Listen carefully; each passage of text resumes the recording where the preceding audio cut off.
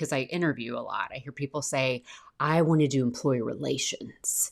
And because I think that that is the sexier part. So I think that that's the sexier part these days of I get to do investigations and get kind of, in the middle of the drama at work.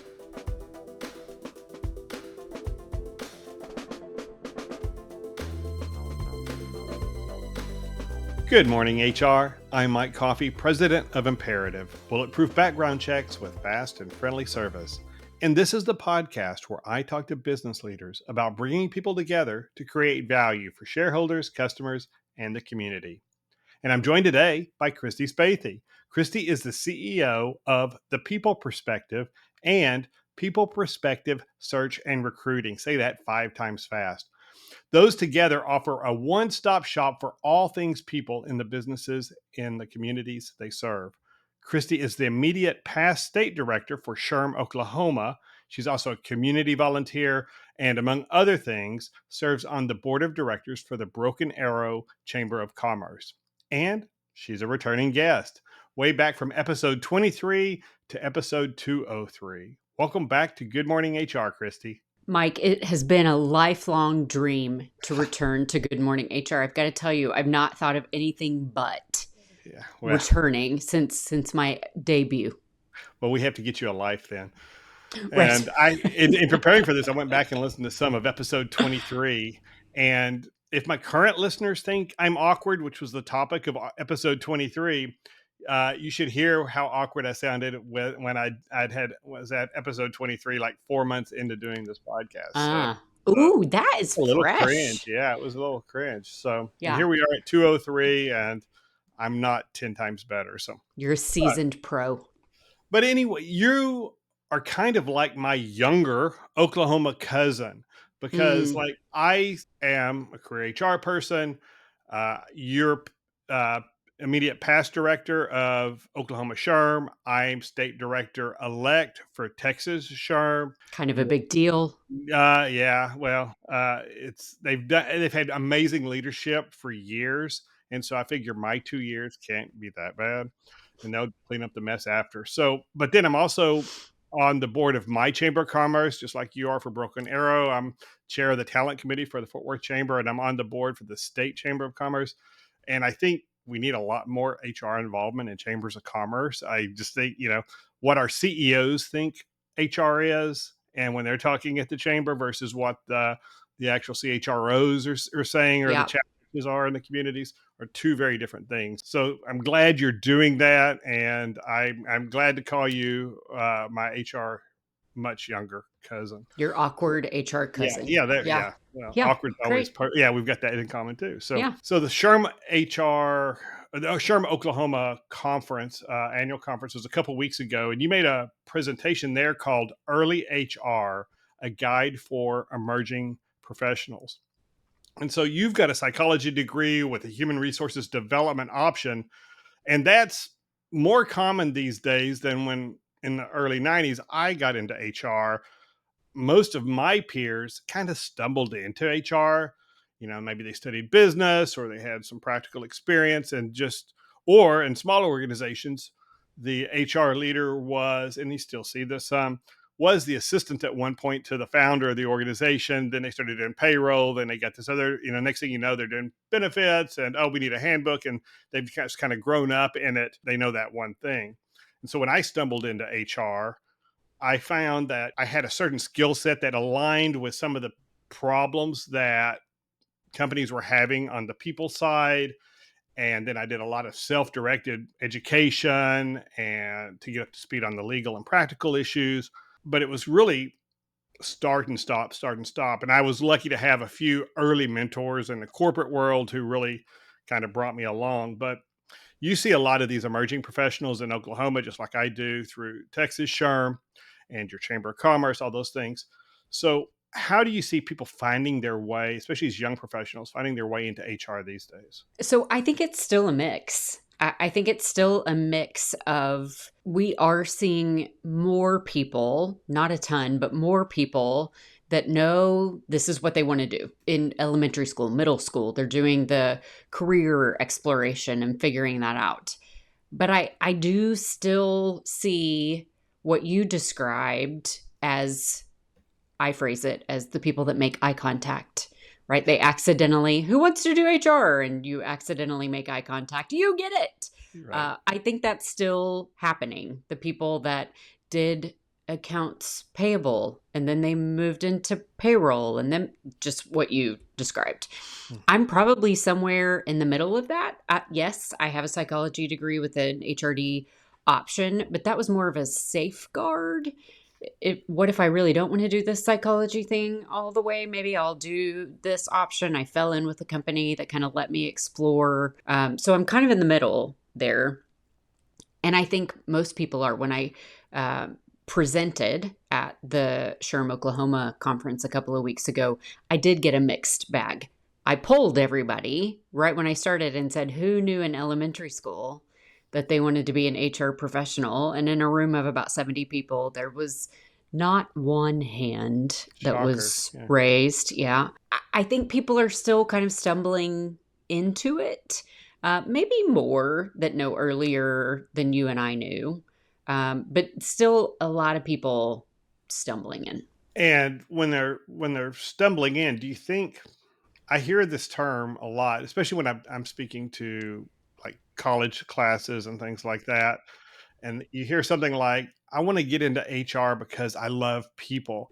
And my response is always only half joking. Well, then think twice, because HR can make you hate people.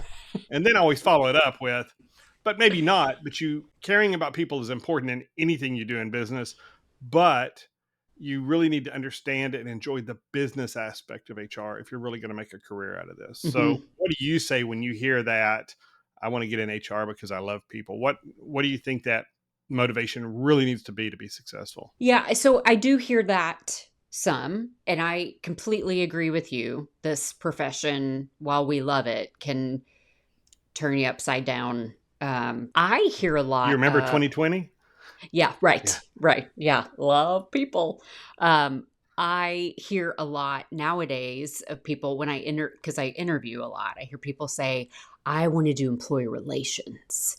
And because I think that that is the sexier part. So I think that that's the sexier part these days of I get to do investigations and get kind of, in the middle of the drama at work. And what I say to those people is there's a lot of knowledge that has to come before you're ready to get into employee relations. And I am not a fan of you've got to pay your dues. That's not what I'm saying. I think dues are dumb and we shouldn't have to pay them. You should be able to do what you want. But to be able to do a lawful compliant investigation, you've got to really know the law. And sometimes that comes with time. Most of the time, it comes with time in roles. So that's how I usually respond to that. Yeah, and I think especially on the investigations, I'm a licensed private investigator and do actual investigations for clients still from time to time. I think it takes a certain level of maturity and experience because especially when the red flag for me, and I hear that too, that employee relations things, and all my friends say I'm good at working out, the drama, those kind of things, or all my friends say I should be an investigator of some sort because I'm so nosy. I'm like, no, those are not the reasons you want to be. That's not who we want, and in dealing with internal conflicts or investigations in the workplace. What we want are people who want to bring a functioning workplace together and understand what's going on, fix problems, and keep us out in legal compliance, and hopefully help create cultures where the bad people get moved out, the people who can be saved and improved are saved and improved, and then we all go on and do our work. I think that idea that they just want to go in and start doing employee relations investigations. I mean, that's how I probably hadn't been in HR in my first HR role for 3 or 4 months before I got a call in the middle of the night, and I was a low man on the totem pole, and we were in a 24-hour, 7-day-a-week healthcare environment, and we had a problem in the hospital, and I had to go up and handle and very little training in the investigation side of it. And I muddled through. It was a pretty simple one. It was pretty obvious. I don't think it would have been very complex. They would have thrown me at it, but they didn't want to get out of bed, so they called me. And here we are. And it worked out okay. But to this day, I remember realizing, oh, wow, this is a bigger thing than I thought. Because if I screw this up, I mean, we've got patients involved. It's a healthcare environment. Our own on-site security was there.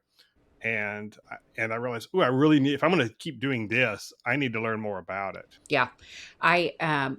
So I will gently push back and say that I think most HR people are nosy. I've kind of put that pattern together. I will say that I am nosy. I'm a nosy person, but I think the maturity piece that you're talking about is it's what I do with the information that I find, and it's my intent. I'm definitely curious, right? Oh, okay. That's maybe better. Yeah, that's maybe better. Okay. Yeah, I'll own nosy though. Okay. But the maturity that I bring is more about I want to find the truth. The truth is I can find it.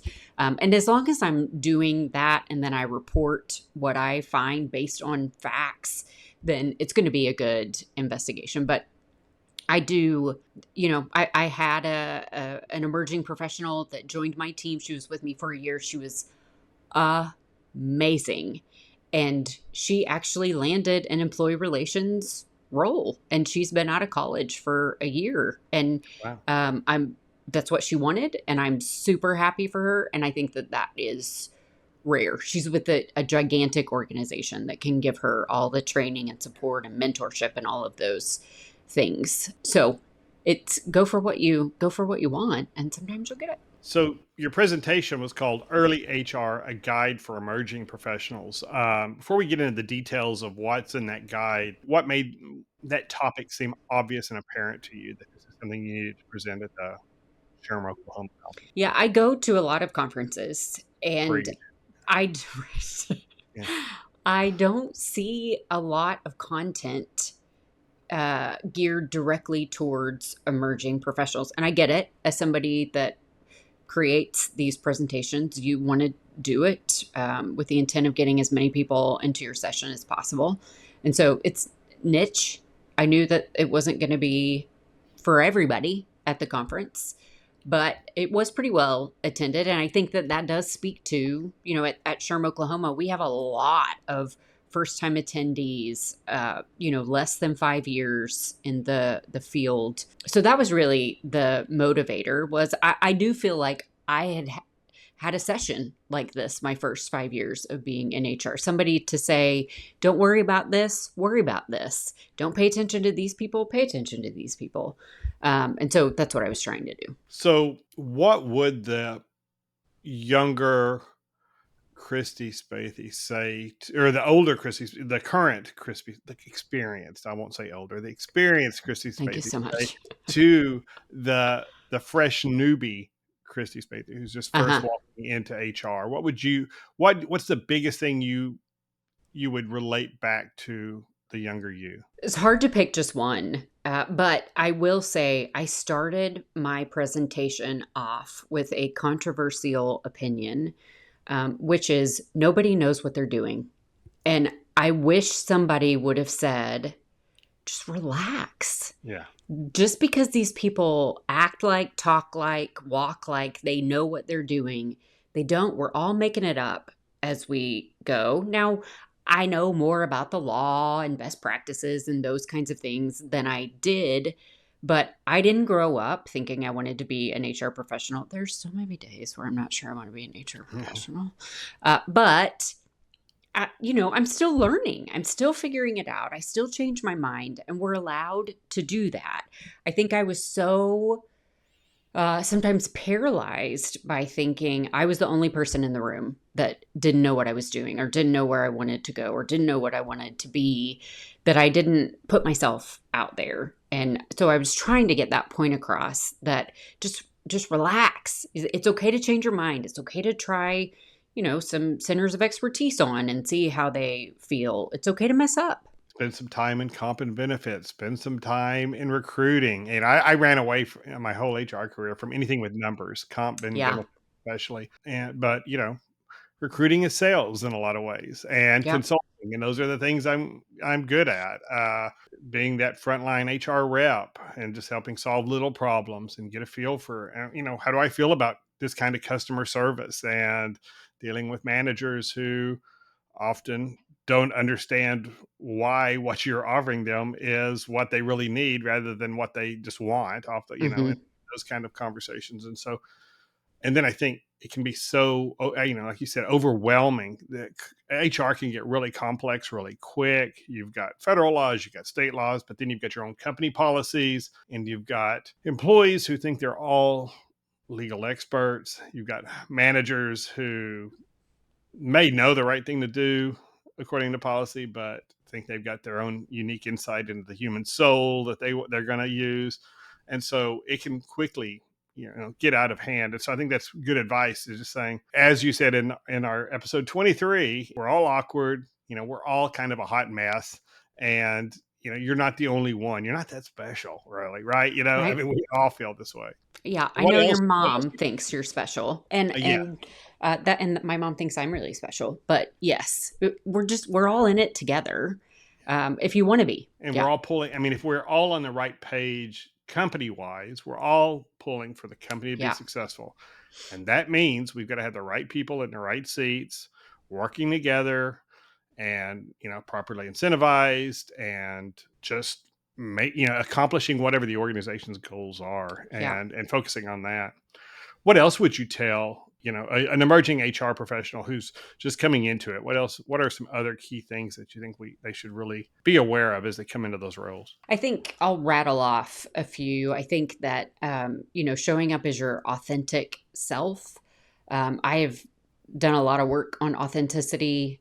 My 40s are my jam. I love being in my 40s, and it's really because I feel kind of empowered to just show up as who I am. And I think, there have maybe been times throughout my career where I landed in somewhere and I'm like, ooh, I don't like this. I don't like how this reputation that I've gotten, or that and not a reputation in any other way except maybe Kristi's great at compensation. Oh, I don't want to be known as the Yeah. so you can change it. But showing up as your authentic self will keep you, I think, from getting stuck in a way that you don't want to, that's hard to change within an organization. It's just so important to me. I think that I know I feel like it's talked about too much. It's kind of a shtick at this point, but mentorship, I think, has changed who I am as a person. It's changed who I am as a professional. It's impacted my career so greatly.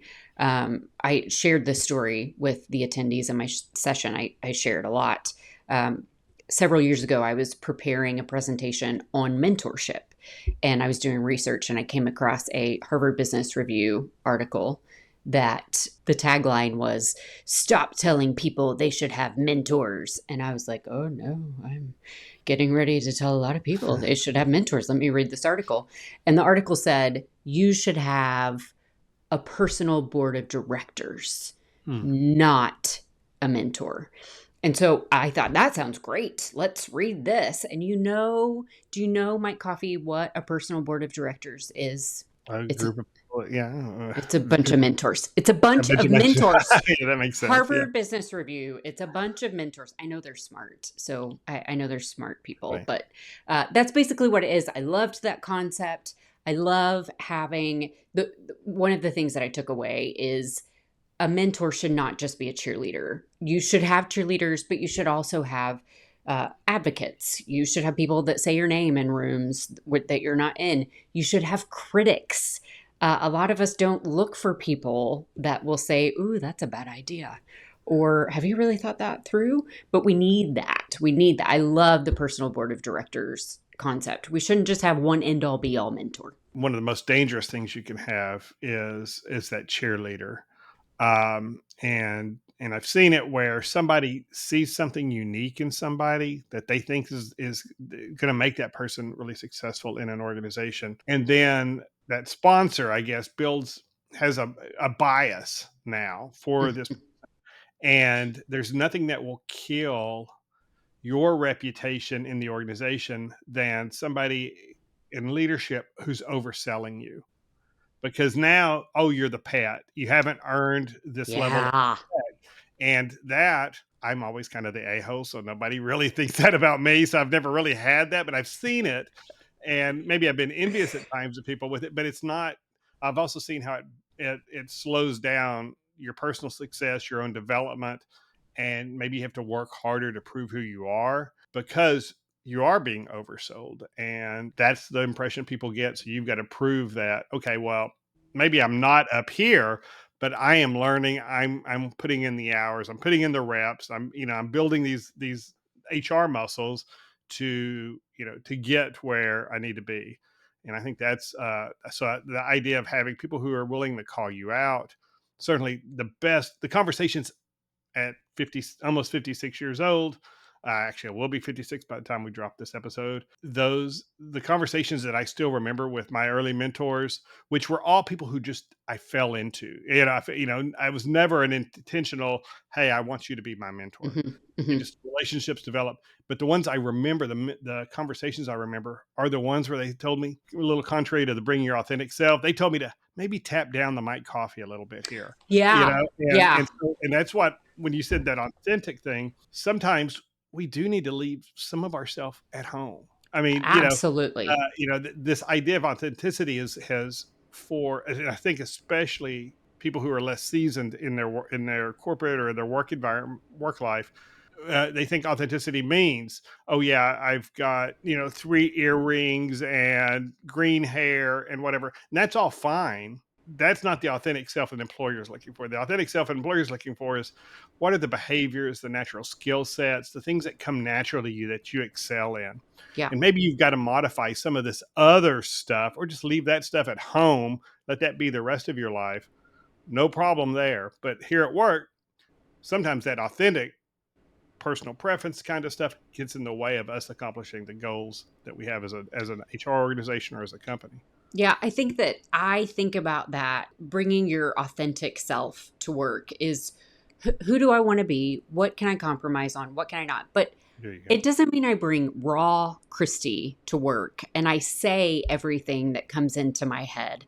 There's a filtered Kristi. I can still be authentic. I can still be genuine. And practicing emotional intelligence, I think, is another, like, read the room. It doesn't give you a license to bulldoze. I do want to say, kind of back to that mentorship cheerleader part, to me, that's a reason why we should have mentors outside of our organization, because it's hard to be neutral when you're in the trenches with somebody.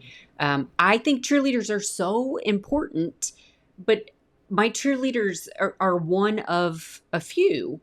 I have a cheerleader that I can call when it's hard, and she'll say every time, oh, that sounds so hard, Kristi. Man, I hate that you're going through. Sometimes I need that, but I have other people that I can call that will say, better back up. You've misstepped here. So it's one of, sometimes a team of people, but also none of those people are in my organization. That we get that good neutrality when that happens. And let's take a quick break. Good Morning HR is brought to you by Imperative, bulletproof background checks with fast and friendly service. 26 years ago, I founded Imperative to help risk-averse companies make well-informed decisions about the people they involve in their business. Often that involves giving employers thorough and easy-to-understand background checks on prospective employees. But sometimes it means helping families make well-informed decisions when hiring nannies or other caregivers. And as we've grown, we've expanded into all kinds of other due diligence projects. Know your customer requirements, due diligence for investors, and even litigation support investigations. Basically, if people are involved, there's risk involved. We help companies identify and mitigate that risk. You can learn more at imperativeinfo.com. If you're an HRCI or SHRM certified professional, this episode of Good Morning HR has been pre-approved for 3/4 of a recertification credit. To obtain the recertification information, visit goodmorninghr.com and click on Research Credits. Then select episode 203 and enter the keyword Baby HR. That's BABYHR. And if you're looking for even more recertification credit, check out the webinars page at imperativeinfo.com. And now back to my conversation with Kristi Spaethe. You know, it's funny because I met my wife. We worked together in HR. That's how we met, and it's a whole story. But she's a good supporter. But she's never been a cheerleader. In fact, when we worked together before we were ever dating, before I ever realized that this beautiful woman would have any interest in me, she jumped me one day because I had said something to one of the other team members that was pretty sharp. Not that it wasn't true, but it hurt that person's feelings. It wasn't communicated with any empathy. And my Kristi, my wife, cornered me and let me have it about it. And she's done that for the last 28 years too. And that's what I need in a marriage, right? I mean, there's a lot of Mike Coffey here, right? And sometimes, you know, she just reels me back in, and that is, I think, what we need, especially inside when we're talking about somebody inside the organization, somebody who's experiencing what we're experiencing and give us a perspective of how we performed in the moment. I think is really good. The other thing is this can be overwhelming just because things are changing all the time. I mean, have you been around since January? Mm.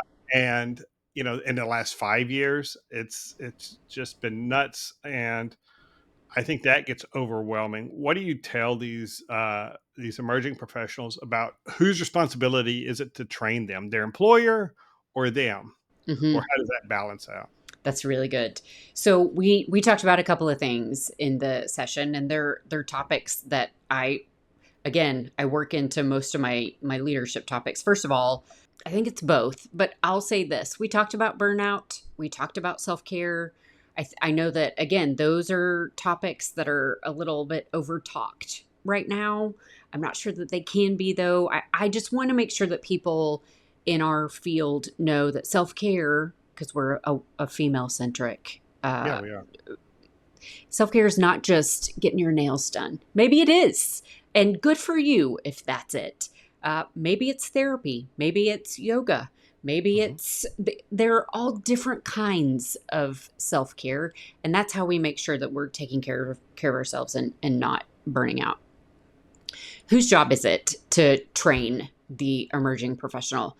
I would say ideally it's both. Ideally, an emerging professional lands at an organization that believes in professional development, that believes in providing cross-training opportunities and those kinds of things. But I ended my talk by saying, if you're not advocating for yourself, chances are really low that anybody else will. So you should be asking for those development opportunities, but you should be looking for them on your own. Early in my career, I was with an organization that did not really believe in external development, external professional development. They did a great job internally. And I remember advocating with one of my coworkers hard for us to be able to attend the then OKHR state conference. And it was just mind-blowing to be able to attend that. I remember asking to my organization for permission to get my PHR, and my CEO said, you know why I think that's a great idea, and I'll pay for it.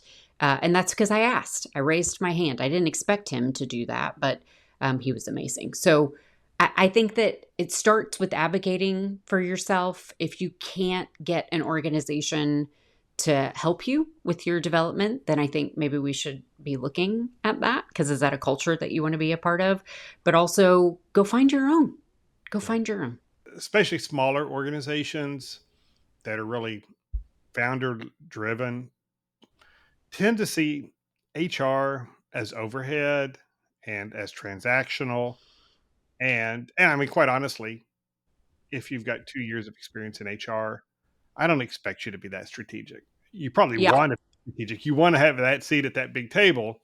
We all do, but that's where you have to prove yourself. If not serve your time, but at least you've got to be able to demonstrate that you understand how the business operates, why we run it the way we do, how we make money or accomplish whatever our organization's goals are, and what those goals are, and how people influence those, all those things.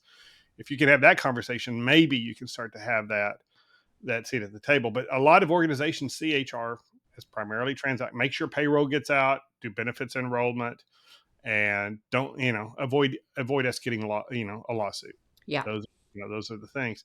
And so sometimes you serve your time in those kind of entities to get that transactional experience. I was talking to a CEO of one of the larger companies in Dallas a couple of years ago, and their CHR had just left, and I mentioned it, and because he's a really well respected guy I really like, and he said, yeah, I just needed somebody to do the block and tackling. We didn't, and all this culture stuff isn't necessarily and I'm like, wow, this is a really large organization to have that approach. But yeah. And so sometimes you have to realize it's in the right place for me. Yes. I've grown, this is as far as I'm going to grow. I need to be repotted and take my roots deeper someplace else. Got to be willing to do that. Yeah. And I think it's okay. That was a message that I gave as well. It's okay to move. It's okay to give it a shot. And I've landed places where I landed one place, and 2 months in, I came home and my husband said, "You got to get out of there. Let's get this changed before you have to put it on your resume." It's okay. It's okay to land and go, you know what? This is not what was sold to me. Or it's okay to stay for a year or two and get what you can, and then take that to the next place. So you mentioned certifications. You had your PHR and then your SHRM CP, I guess. Mm-hmm. How important do you think having your certifications early in your career are versus later in your career? Where do you get the most leverage from those? That's a really good question.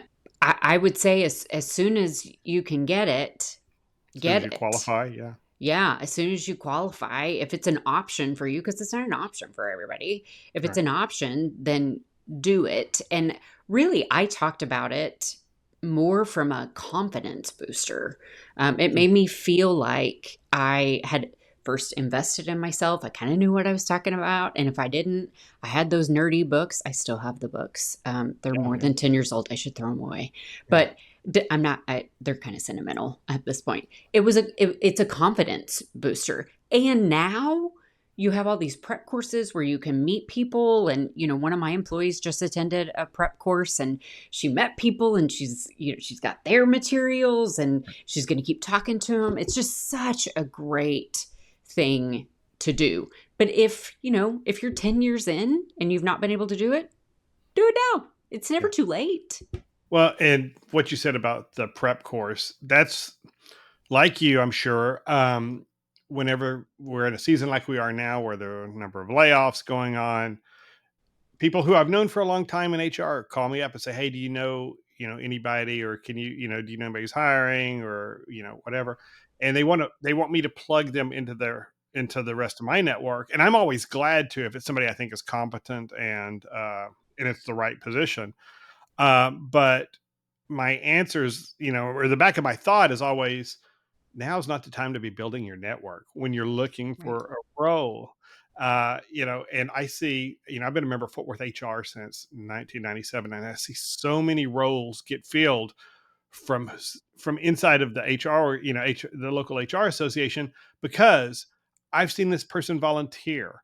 I've seen them show up month after month to do things. Maybe they've served on committees or even on the board. And I know this is somebody who's reliable, who can put, a subject and a verb in a sentence together and make sense. Mm-hmm. And, those kind of things, you get a feel for them. And so when I've got this next position open and I'm thinking, who do I know? And maybe I'm posting it, but I may tell this person, hey, I really would like you to apply for this. I'd like to have that formal conversation with you about this role. That happens. And I think, and I can tell you, talking to my adult sons now who are in their early to mid 20s, their peers aren't doing that. And post COVID, these kids, and I see it in Fort Worth HR. I don't see that many early post college young professionals coming in. They're usually coming into their Yeah. pushing their 30s before they start getting plugged in, and I think they're missing a lot of opportunities there by not building their networks earlier. Yeah, I absolutely agree. We're seeing the same things. My home chapter is the Tulsa Area Human Resources Association chapter. They have a great emerging professionals program that started piloted in Oklahoma City. The state uses it now, and there aren't just a ton of applicants that are already plugged in to the chapters.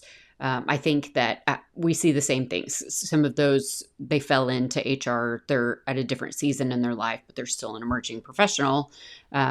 There's just so much value that I have received, again, personally, professionally, from being engaged in a local chapter and then my state. I said, all my vendors came from Oh, there. yeah. The people that I've drug around with me all over Tulsa, that I still use today, I met at a Tulsa Area Human Resources Association meeting. I would much rather hire what I call a known entity, someone that I've had a conversation with outside of a job interview. And I don't think I'm alone in that. Right. And you mentioned, we talked a couple times about leaders who don't quite get HR. What advice would you give to that emerging professional about how to deal with this maybe C-suite person, or maybe it's the director of HR, VP of HR, who's an ops person who they kind of said we needed somebody to run HR here. How would you tell that young professional to manage and set expectations with that more Yeah. senior person who maybe doesn't quite get it? Yeah. So we say, different side of the coin, we say coach them up or coach them out. But, that's what we say with Right, all the time. employees. Yep. So why would that not apply going up the chain as well? I've had a couple of different organizations where I tried to coach up, I tried to manage up, and a couple of times it worked. More times than not, it didn't. And so absolutely try, invite them to a local chapter meeting, bring them resources, talk to them about your perspective, tell them what you think HR can be. But you've got to have a boundary where when you're bumping up against that, you get out of there. It's not wrong to leave. That was that first big girl job that I had. I kept bumping my head on the ceiling that they put over me. And I realized, even though everybody thought I was crazy for leaving that company, I realized that wasn't the end of my story. So I left. And man, am I glad I did, because I wouldn't be here talking to you today if I Well, hadn't left. exactly. Yeah. And that's the thing, you know, I'm 30 plus years into my career, and looking back, all the things I thought were career tragedies put me Uh-huh.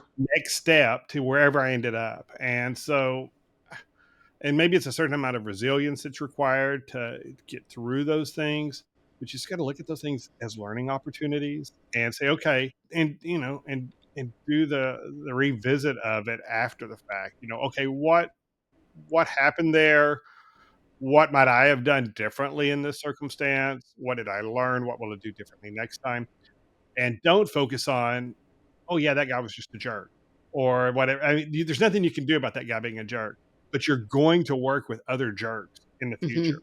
Hmm. Hmm. And so, what do you learn from this and about how to make the outcome differently next time to serve the organization? I think the other thing is making that business case to those leaders, and you've got to understand the business. And I still talk to a lot of HR people who don't really understand that their job is to make the business successful, or the organization, the nonprofit, whatever it is, to execute the mission of the organization and help the leaders do that through people, not our job, I'm here to hire people and make them happy. That's not your job. Your job is to have the right people in the organization and keep the organization's investment in them valuable, and growing it, and making sure they want to stay. And this is a place that they tell their community, this is a good place to work, and all of those things. And, let them be as productive as possible. That's different than, we're going to bring ping pong tables in and we're going to give unlimited PTO, which is Yes. the kind of knee jerk reaction things, rather than really working hard on the culture in the organization. Yeah, I think if you land at the right organization, you're going to get a seat at that table if you're learning about the organization, if you're talking about the operations and the finances. I remember going toe to toe with a controller once because I was saying that unpopular opinion, why are we giving everybody free pizza just to attend the town hall meetings? And she was like, that's not an expense we need to pay attention to. And I got out my phone and said, it's, I think it was $5,000 a year. Why would we not want to save that? We're talking about cutting costs. Why would we not want to save that? That's what I'm talking about. Like that, I know the business. Let me have a part, let me be in these conversations. And if the organization truly appreciates or can learn to appreciate HR, they're going to love that you want to talk about those things. And if they don't love it, then maybe here's your sign. Well, and like on the pizza thing, my question would be, what's the underlying problem that we can't get? Why can't we get people just to come to the town hall meetings? Mm-hmm. What's the level of disengagement that people don't want to hear from leadership about what's going on and don't want to give their feedback, but they'll show up and sit quietly and eat pepperoni pizza? Well, Mm-hmm. great. What are we accomplishing here? We're Right. spending $5,000, which in a big organization may not be a lot, but you've got a bigger problem lying here, right? There's Yeah. something else. If you're having to bribe employees to give feedback, then maybe there's a trust issue or just a level of disengagement that's not helping you. Yeah. It was all those things. Those things. Yeah. So one last, we're way over time, but we could talk about this all day, I think. Mm-hmm. But the question that, if you pay attention to any of the HR groups on Facebook or Reddit or any of the cesspools of opinion out there, can you be friends with employees if you're in HR? Oh, I love that question. I love it. So, of course you can. I think it's a horrible idea. That's my opinion. I think you can absolutely be friends with people that work in your organization. I always, when I have this conversation, I define friend because that's subjective. To me, my friends are people that know about my husband. They know about my daughter. They maybe know about my finances. They don't. None of my friends know about my finances. They know maybe how I voted or what my political opinions are. They know how I spend my free time, and they spend my free time with me. That I cannot protect myself, my organization, and my boundaries if I'm doing all of those things with Joe that operates CNC machine A. I can't. Right. And I can't protect myself from other people thinking that I'm making decisions based on my friendship with Joe that operates CNC machine A. It's not just how you operate, it's how Joe operates, and it's other people's perceptions. Can it be done? I'm sure it can. It's just, I don't want to spend my time managing all of those aspects. I'd rather just go do good HR. And it may be different if you're working for PepsiCo and you've got a whole bench of HR people. So maybe you say, when something comes up with Joe, you have to step back and say, you know what, I'm conflicted here. I need somebody else to handle this issue. But the higher you get up the food chain, even at a large organization, you risk that concern of favoritism and those kinds of issues. And so it's a minefield to walk through. But sometimes you just find, I've got an affinity for this person. We really click, and you've got to make that decision. And certainly I've got friends from some of my corporate days when I was in HR, and we're still friends to this day. And I was fortunately never in that situation where I had to recuse myself or where I was challenged with anything. And these were early friends early in my career. So I didn't really have the influence to make a difference for them. So it was favoritism. At best, I probably would have hurt them if I told everybody they were my friends. It would hurt their reputation. Why is he hanging out with them? But anyway, well, thanks, Kristi. That's all the time we have. But I really appreciate you coming back. I'll see you in about 200 more episodes. Great. I'll be right here. And thank you for listening. If you enjoyed this episode, please write us a review on Apple Podcasts, Spotify, YouTube, or wherever you're listening. And share this episode on your favorite social media platform, even if it's a cesspool. It helps us reach more listeners who actually need us. And we'd love to hear your thoughts at goodmorninghr.com. And thank you to Marianne Hernandez and Paco Corral for their hard work in putting this episode together. And I'm Mike Coffey. As always, don't hesitate to reach out if I can be of service to you personally or professionally. I'll see you next week, and until then, be well, do good, and keep your chin up.